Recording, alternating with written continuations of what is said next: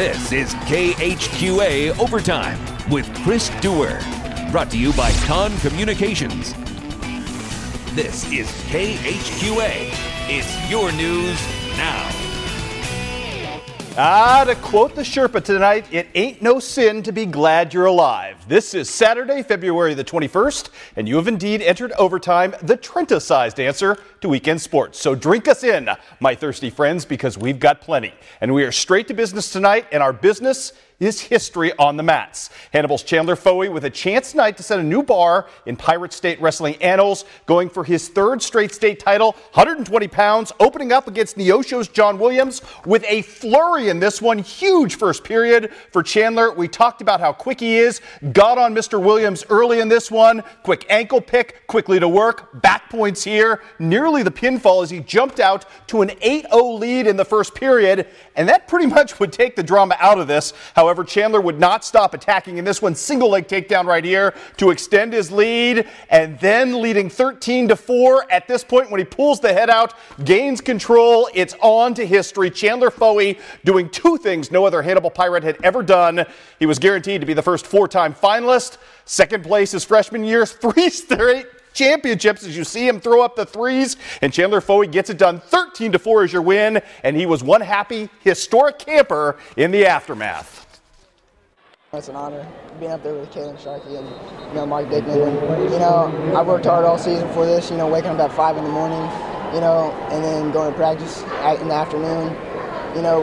We've all been in the grind, and it's just awesome. The support that that the Hannibal wrestling team has, it's unbelievable. And the coaches, they push us all year round, and they make us work to the best of our ability and stuff. It's happening so fast. I wish it would slow down for sure. Kind of sad that it's over. It went by too fast. There's no words to describe it. It's awesome. He's sad it's over as well. Kid has been a joy to watch. 220 pounds, Kyle Muring on the bottom going for his second title. He was in a tie through 2 periods, reverses on Christian Robertson of Branson, and that, my friends, the only scoring Kyle Muring would do. It's a 2-1 match at this point as Mr. Robertson trying to get position to get a takedown to get back into this thing. Muring just 2 bulls strong. Number 2 for Kyle. He wins 2-1. He scores his only points with 1:24 left on the clock, but Kyle Muring, your state champion, good for the big fella. Wonderful win for that young man who's going into the history books as well. 170, Colby Collings from Hannibal trying to get a win as well, taking on Kearney's Andrew Buckley. Early on, Buckley jumped out to a 4-1 lead in this one. Here comes Collings trying to get all the way back, breaking free, getting a point right there for the escape and getting back to neutral. As I said, down 4-1, got all the way back to 4-3. Will Wilson, who was there, told me if this match had lasted 5 extra seconds, Colby would have won. It did not. Mr. Buckley beats him, but what a great season for Colby Collings, who takes second place. Congratulations to that young man. One more for the Hannibal Pirates, 132-pound title. Austin James versus Maverick Alexander of Green Valley. Down early in this one. Again, a comeback flurry from the Pirates. This time, look at him work for control. Austin James trying to join his brother Tyler as a state champion last year. Obviously some heartbreak last year for Austin, falling into the backdraw, but wrestling well. Got the escape here to get close. Down 6-4 at this point as time runs out on his championship chances. Great job by Austin as he nearly gets it there at the buzzer. Could not get the reversal to tie it and force overtime. Austin James with a second place state finish as well. What a wonderful showing for the Hannibal Pirates, who finished third as a team. 2 championships, 2 second places. Work well done, gentlemen. Work well done indeed. Well, in Champaign, this wasn't the weekend Will Lucy was sort of hoping for, as a state quarterfinals loss dashed the West Hancock Juniors' hopes of a state title and an undefeated season. However, Will rebounded strongly in the back draw and wrestled his way today all the way back into the third place match. That taking place this afternoon against Nolan Baker of Byron. Will, all business coming in, wrestled a really even match with Baker, who was pretty much his equal in this one. Really good wrestler, as you can see right there. And there, my friends, is Will getting control just before going out. They're going to give him the point at that point. They would give him the point as he got back to neutral there. Unfortunately for Will, disaster at the 5:24 mark in this one. Just a freak thing. Will got stuck and pinned and got caught with an unfortunate pinfall loss, so Will Lucy has to settle for 4th place, but I now believe he's got a 3rd place, a 4th place, and a 5th place in his 3-year career. Senior next year. We'll hope Will gets the big one coming up next year. Great season for that young man, but as you can see, unfortunate turn of events as he ended up getting pinned to end his wonderful season. How about Ashton Myers, Quincy Notre Dame 106-pounder, just a sophomore, taking on Brandon Musselman of Tinley Park in the 3rd place match as well, trying to become the first Q&D Raider ever to medal at a big school class. Escape right here as he takes command, and just like his match in the opener, very dominant match for Ashton, not showed by the point differential, but he just kept working right here. Going to circle and circle. Kid is relentless, and that's what you love about him. Motor revs very high, and Ashton Myers going to turn around, gain control, and end up taking a 5-1 victory for 3rd place. Congratulations to that young man. He, too, incredibly happy after the big win today. It's got to be a pretty awesome way to end the season, huh? Yeah, this is great. I placed 4th last year, and I placed 3rd this year in 2A. It's a big accomplishment. Talk me through that 2nd round. You got a 2-1 advantage, and it's pretty tight, but then you take a big lead there. It was 2-1, and the kid started breaking. I got around him and got the last takedown, and that's when he was broke, and I knew I won it. Great stuff, Ashton Myers. And we're not done yet. Southeast Iowa sent an impressive 9 wrestlers to the meat grinder that is the state wrestling meet. Even more impressively, 6 of them came home from Des Moines with medals. The brigade was led by Fort Madison's Chase Sini, the only wrestler in our region to open with back-to-back wins in Des Moines before falling into the backdrop. And Mr. Sini wrapped up his stellar career in fine fashion, coming through wrestlebacks to earn a spot in the 5th place match this morning. And Chase took advantage, posting a 7-3 win over Max Southard, his 2nd win in the tournament against that very kid, to finish his career on a very bright note and his season with a 29-8 overall record. Well, it was quite a roller coaster ride as we advance on to more video through the state tournament for senior Tanner Hawker, who finishes his career with a state medal and a 6th place finish in the 132-pound bracket. Hawker dropped a tough decision to Nate Sands in the 5th place match, losing 9-5. Good season for him as well. What a freshman debut it was this week as we advance the video again in Des Moines for Harlan Steffensmeyer. The Bloodhounds' future seems well spoken for, however. Harlan wrapped up his first state tournament with a 3-2 victory over Ottumwa's Alec Cook to secure the first state medal in the 7th place match of the day for his team. Our congrats to Harlan as well. And on the KHQA side of the ledger now, Dakota Shaw's career, as we advance the video, ends with a 2nd straight medal. Oh, first of all, I got to talk about Nick Gotti. Got ahead of myself. Didn't want to omit Nick, who had a great wrestling effort as well, finishing in the 8th place as well. So congratulations to him. And the KHQA Chiefs, they ended up sending Dakota Shaw to an 8th place finish. Also Ryan Egley, the heavyweight, to an 8th place finish. Both of those guys caught some bad breaks down the stretch. I know Egley was an injury default today in his 8th place match against the kid he actually beat in the opener, so probably would have taken 7th had he been healthy. Dakota Shaw came in, perfect wrestling record going into the bracket, ended up running into some trouble, didn't really wrestle like he had the rest of the season, but Dakota Shaw, an amazing career. What a powerhouse that young man was at 182. We're incredibly proud of all of our wrestlers. Great way to show out today, gentlemen. Wonderful job, and it has been our treat to follow you all week long and all season long. Tell you what, we had all 3 straight wrestling tournaments. A lot of driving this weekend, but you gentlemen are worth it. Love the Tri-State High School Wrestling, and I'm just sorry to see it end today. But it ends successfully, and that is a credit to those young men and their coaches. We'll have more overtime for you coming up after this.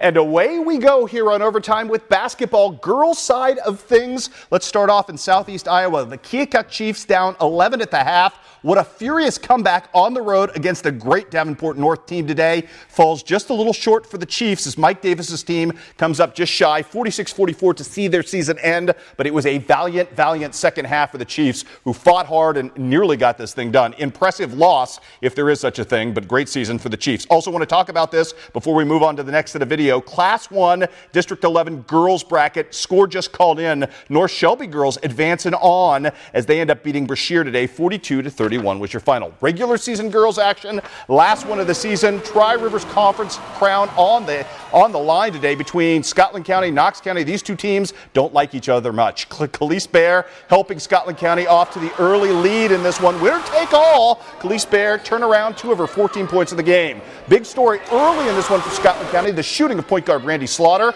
not once but twice from three-point range, staking her team to the early 9-3 lead. Chelsea Wood then working the offensive glass, trying to extend that even more, cleaning up with the offensive board and the putback. She is powerful on the glass. However, to end the first quarter, Knox County gets right back into this thing, and it's Shayna Elder doing work to beat the buzzer. How about this for sensational 7?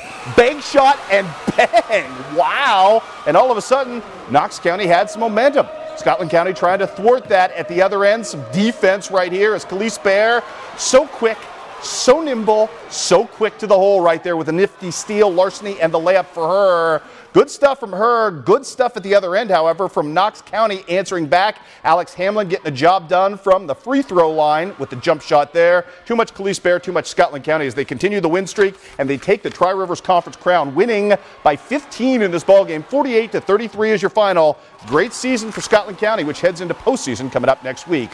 One other girls score from the regular season to pass along for you tonight.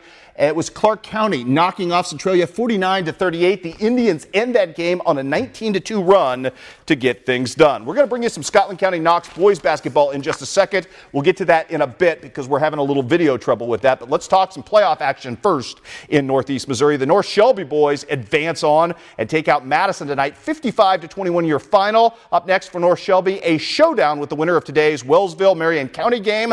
That scored just into our newsroom as well. Wellsville wins that 49-41. That is in Class 1, District 11. As I told you, we're going to delay that Scotland County Knox video for a little bit, so let's go to the Hannibal Pirates taking on Helias tonight. That's Josh Buffington, former HLG star. To his right, that's Joe Rothweiler, former Hannibal star. A lot of Hannibal on the Helias coaching bench. They're good in this game. Mario Jones, though, pretty good in the first half. So is Hannibal. Great block for him. Weston Porter trying to answer and thwart Hannibal, which was within 5 at this point just before the half. Weston Porter with a long 3. Mario Jones, though, a bucket to close out the half, and Hannibal was down just 28-20 at the half. Second half, though, the Crusaders erupt, and they are really, really tough to stop. This, my friends, is a really ugly period for the Hannibal Pirates, and it starts right here with Adam Bay on the run out. Great take for him. Then the big fella, Hale Henches, going to Alabama as a tight end, Division I blue chipper.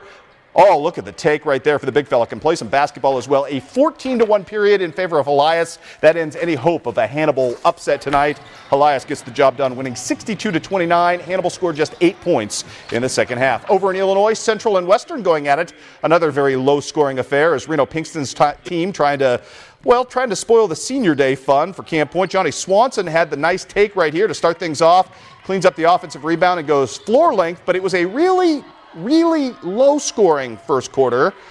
You got to love the magic of editing. It looks a little better than it actually was. Johnny Swanson the take there. Lane Marlowe the 3. It was a 4-3 game after 1. Wasn't really a high-scoring first half either. Marlowe, though, started crushing things from the perimeter. He had 3 threes in this one, all back-to-back-to-back. Marlowe can flat dead-eye it right there. Good stuff from him. As you can see him like there with, oh my goodness, the Wild Bill type dead-eye right there. Another 3 for that fella. Big lead at that point for Central. However, West Hancock trying to come back in this one again. It's Johnny Swanson doing some things. This time coming free on the baseline. Beautiful pass there from Mr. Beeler to make that happen. The Titans, though, were held to just 7 first half points. Hard to win many games if you do that. Taylor Hyman doing work at the other end. The conventional 3-point play as Central gets the win in a low-scoring affair. 35-24 is your final. As I mentioned, you got to love the magic of editing. Also want to tell you today, in a score just finished, the Centralia boys knock off Clark County. 70-67 was your final there. Hey, we're going to come back. We're going to do some college basketball. Oh, I got to pass along one more for you. Apparently, we got a Payson Seymour score as well as the Indians win on senior night tonight, 62-37. We had hoped to have highlights of this game for you. Was told they were starting at 6. They were actually starting at 7:30. So our apologies, Payson Seymour. Nice win for them. I'm going to go try to get you those Scotland County highlights, and we got plenty of college basketball coming up next on Overtime.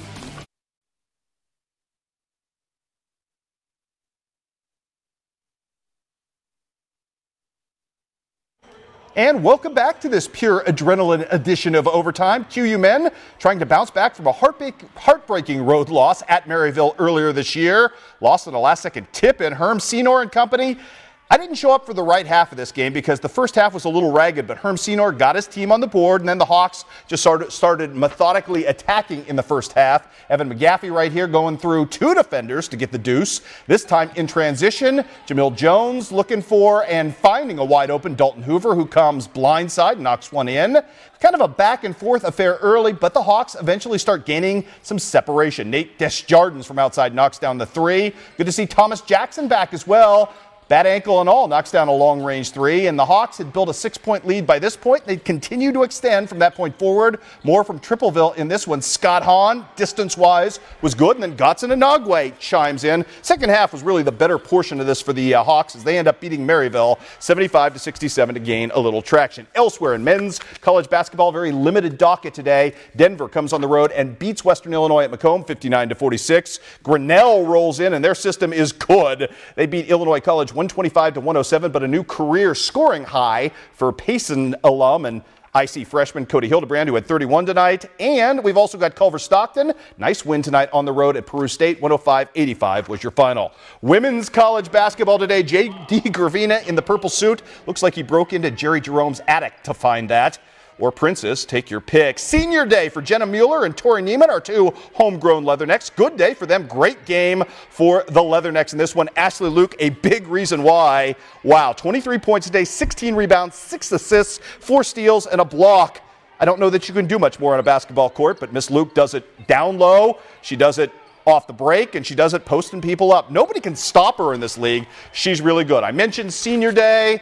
9 years of getting to film this young lady has been an absolute privilege. This is probably the last bucket I'll get to film ever with my camera of Tori Neiman, and all of a sudden I feel very, very old. But she was very, very good and has been an awful lot of fun to watch. More here from the Western Illinois Leathernecks, who open up a big lead. Never going to look back in this one. Michelle Maher, good take for her. All Leathernecks in this one as they get the victory, running away 75-52. Just can't get enough of that flashy suit. Way to dress out and show out there, J.D. Gravina. Meanwhile, Quincy University women at home taking on Maryville and trying to find some traction after struggling of late. Big day from Kara Gerbis would help in that department. She working here from the top of the world, and her three is good. The start of a 24-point scoring day for her. Later, Maggie Cunningham didn't score a lot today. Pushed tempo very well. Finds Annika Webster for one of her 7 assists. Then Gerbis again from the top of the key for the 3. Good stuff there. And then more from Carly Beebe, knocking down the 3 as well. Quincy University gets the win, looking a lot more like the Lady Hawks. They look like they had some fun today. Played free and easy, and that really worked out well as they win by 20 today. 82-62 was your final. Elsewhere on the scoreboard today, got a couple to pass along to you. Culver Stockton knocked off by Peru State today. Final count in that one was 60-56. Also have for you this, my friends. Iowa Lakes, no match for Southeastern Community College. Speaking of Jerry Jerome, his team takes out Iowa Lakes. 77-63 is your final. Well, more evidence tonight of the football détente brewing between Quincy University and the talent-rich Quincy Notre Dame program. On Friday, the Hawks added a third-rater to their 2015 recruiting class, getting a very tenacious and versatile piece in Brady Miller, who's probably best known for his work on the offensive line, but who could project to 3 or 4 different positions at the next level.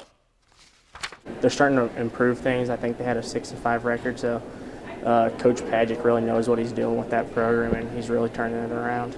Having 3 people from QND there, it's going to be a real big. It's getting exciting for them to get a lot of local kids going in there now. If they need me to, I can put on some weight so I can be on the offense line. But if they need me to play like linebacker, tight end, or something, I'll do it. I just want to play. It's a great opportunity to play college football. I mean, I always dreamed of it since I was a little kid, and it's finally coming true. Also, our apologies to Lauren Volkamp. We couldn't get to her signing along with the signing yesterday with Brady. Haven't caught up to her yet. We will. She's going to play soccer, the outstanding defender at Central College. Again, we'll try to catch up to her next week. We were really busy this week with all the traveling for state wrestling. Again, Knox County, Scotland County, going for a district title, or excuse me, for a conference title. Have those highlights for you, we hope, coming up next. Go ahead and play it. Now that's the girls. What number is that? 13-12. No, 13-13. Oh, I thought you said to change it. Change the number right here. Where's the Scotland County boys? See, okay, see how that says 21E? Change that number to 12. 0212. 0212. 0212E. Do it all.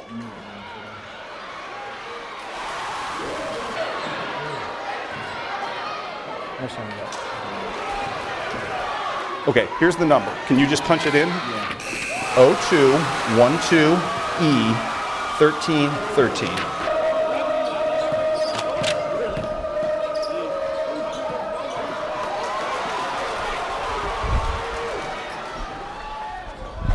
Okay, tell me when you have it.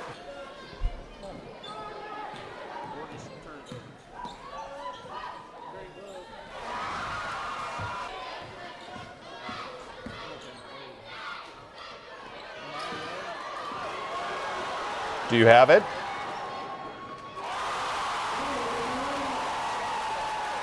Yes. Thank you. Let's start there.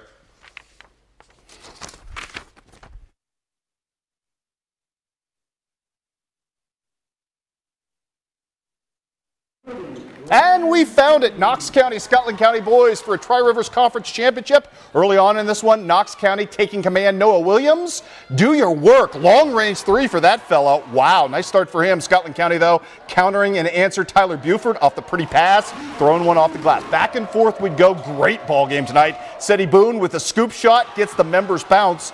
Ooh, in somebody else's gym. That's tough to do. Caleb Dubit doing his work from the outside, knocking down a three right here. More from Knox County. Knox County trying to seize command of this game again. Seti Boone going to work right here. Good take for that fella. Gets the teardrop to go right there. And then how about some great ball movement right here? Mr. Strange going to knock down the jump shot eventually as Knox County looks, makes the extra pass about three different times and finds the open man for the knockdown shot right there. At the other end, Michael Howard would answer back for Scotland County. Good take, good finish for him. Just way too much in this one of Knox County. Good night by Joe Engelbrecht, who had a big night score in the basketball. This is Noah Williams, though, cleaning up the offensive glass and putting one home. Knox County is your Tri-Rivers Conference champs as they get the job done behind. Here's Ryan Strange this time with the final take.